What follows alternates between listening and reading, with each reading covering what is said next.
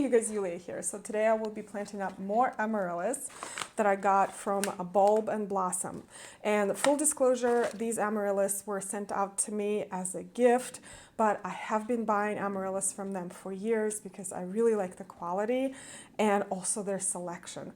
They have those Cybuster type Amaryllis that I'm obsessed with, and those are the Amaryllis that look kind of wildish. They have very delicate flowers that look kind of like butterflies. Let's go over the varieties first. This one is Mystica. I have grown this one before. It's absolutely beautiful. This one is Bogota. Never grown this one before. Red, classic color. But what I love about these types is that they have this striping on their lower petals. This one is Cybuster Rose. I actually have this one. It is so beautiful, so delicate. You wouldn't even think that it's an Amaryllis. And amazingly, I actually had mine bloom in the summer. And that is the thing about Cybuster Amaryllis, is that a lot of times they don't even go into dormancy. And I totally forgot about that, and I actually placed them into dormancy this fall, and I should have just left them keep growing on. If you do, you can get number of blooms throughout the year. So this one is bloomed twice for me already, my own bulb. Now this one is called Evergreen. This one is new to me. It has this beautiful chartreuse flowers.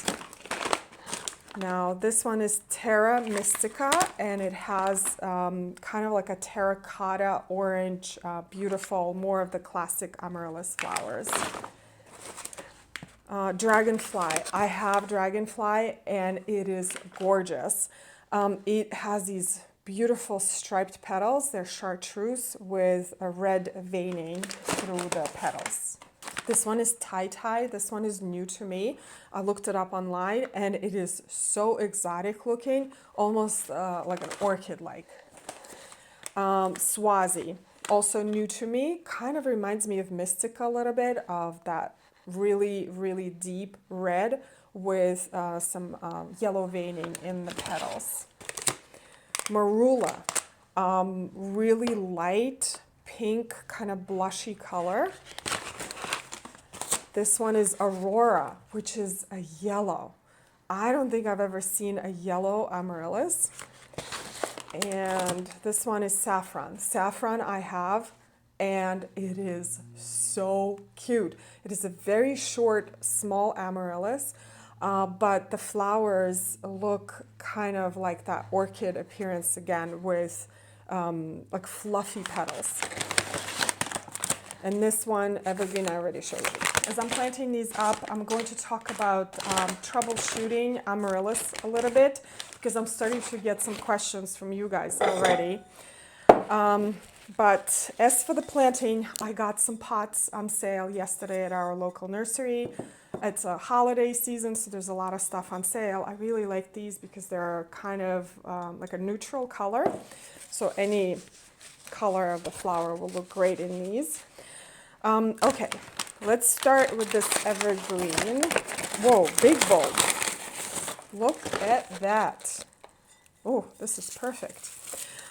So one of the first things that could happen, by the way, all of these roots are dry, so you can remove them. I see a lot of fresh roots coming from the basal plate of this bulb here.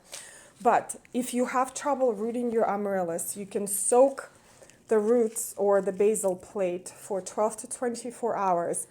Do not submerge the bulb. Very important, because it may rot. So just the basal plate or the roots. If you have some roots, let's see. These have, yeah. So if you have roots like this, I wouldn't remove these because these are alive. I would soak these roots for 12 to 24 hours and then plant them up. It really speeds up the rooting process. So that's troubleshooting number one. Another thing that I have people ask me right now is, how come my Amaryllis is not blooming? Which is the most common question. So as I'm planting this bulb up, one of the not so uncommon reasons is actually planting your bulb too deep.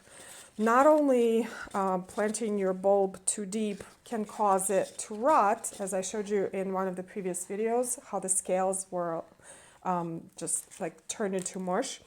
It can actually affect your Amaryllis bloom stock. So what you can do is bury only half or 1/3 of your Amaryllis, but never go past the neck, because that definitely will affect both the bloom stock and could definitely rot out your bulb. By the way, Bulb and Blossom provides labels for all of their bulbs, which is so helpful, and I love their labels. They're really pretty wooden ones. Okay, one is done. So another reason why your Amaryllis bulb does not bloom is that it did not get enough care in the summer. And by care, I mean enough light and enough fertilizer. These are actually sun-loving bulbs, so whether you put them out in the garden or if you leave them in a pot like this and you place them out in the garden in a pot, they need to get, I would say, about 5 to 6 hours of sunlight to charge up their bulb for the blooming season. So what happens is these leaves, and I do have Amaryllis going here already, as you can see, they soak up the sun. These are kind of like a solar panel for your plant.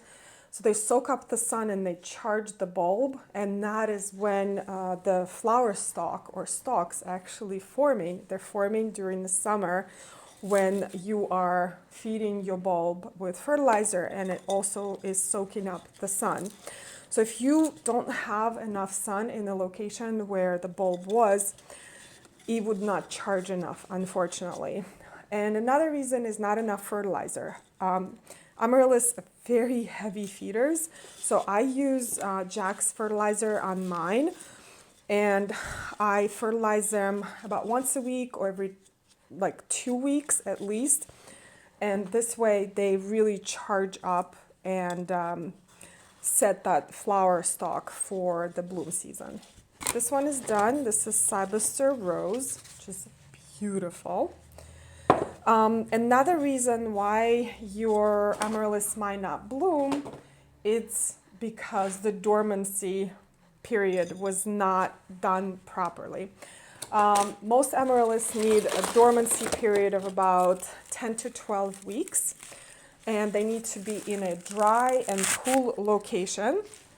And after that, when you take them out of dormancy, you just start watering them and you place them in a warm location. If your bulb did not get enough cool and dry period, it just most likely will not bloom. It's kind of hard finding a cool and dry location in September and October time, especially if you live in a warmer climate. But where I am, it actually starts to get really cool during that time, especially at night. So I found one spot in my basement that gets pretty cool, and I stopped watering my bulbs, which gives them enough dormancy. Now, if I lived in a warmer location, I would probably place my bulbs in the fridge for the dormant period. All right, I'm going to plant these saffron bulbs in one pot, 3 per pot. They are so cute. I grew them last year and the year before.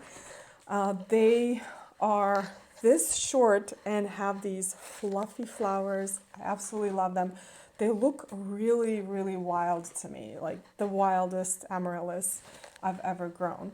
But another reason why your Amaryllis may not bloom or rebloom is because of red blotch disease. And I think people underestimate how damaging that fungus can be.